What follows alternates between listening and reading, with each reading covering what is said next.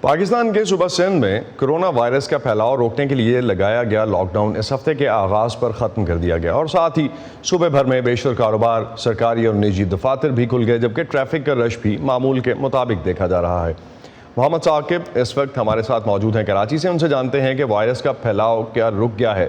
ثاقب، کیا سچویشن ہے اس وقت؟ اگر ہم اوورآل صورتحال کا جائزہ لیں تو انفیکشن ریٹ تو کراچی میں تقریباً 30% سے نیچے آ گیا ہے۔ اوورآل سچویشن کیا ہے گراؤنڈ پہ؟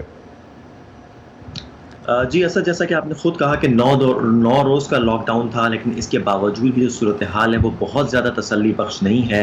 اور اگر لیٹسٹ فیگرز کو اگر ہم دیکھیں تو پازیٹیوٹی ریٹ جو ہے وہ 23% سے کم ہو کر 16% پہ کراچی میں آ چکا ہے، جو کہ پاکستان کا سب سے بڑا شہر ہے اور صوبہ صوبائی دارالحکومت بھی ہے، جو سب سے زیادہ متاثر ہونے والا صوبہ ہے۔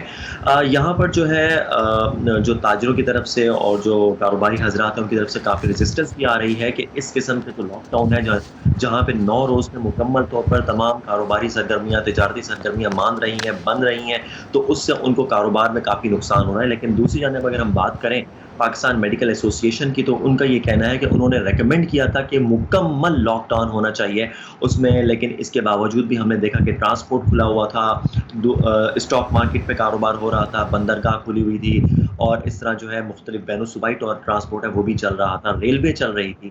تو ان کا یہ کہنا ہے کہ اس قسم کے جو لاک ڈاؤن ہوتا ہے وہ زیادہ افیکٹو نہیں ہوتا ہے، اور تجربہ یہی کہتا ہے، جو ممالک کا جو ایک ماڈل ہے ان میں یہی سامنے آیا کہ اگر وہ مکمل طور پر لاک ڈاؤن کیا جائے تو اس سے کیسز کی تعداد میں کافی کمی آتی ہے۔ لیکن یہاں پر چونکہ ایسی صورتحال نہیں ہو سکی ہے، تو اس لیے ہم دیکھ رہے ہیں کہ پازیٹیوٹی ریشو اب بھی کافی زیادہ ہے، 23% سے کم ہو گئے۔ 9 روز کے بعد 16% پہ ضرور آیا، لیکن ابھی اس میں کمی نہیں آئی ہے۔ بہت شکریہ ثاقب، آپ اس حوالے سے ہمیں اپڈیٹ کر رہے تھے۔ اوورآل سچویشن پاکستان میں جس طرح سے کووڈ کی چوتھی لہر اب جو ہے سامنے آ چکی اور اسی وائرس سے نمٹنے کے لیے جو ہے کافی حد تک ہم دیکھ رہے ہیں کہ اقدامات بھی ہو رہے ہیں۔ بہت شکریہ ثاقب اس حوالے سے ہمیں اپڈیٹ کرنے کا۔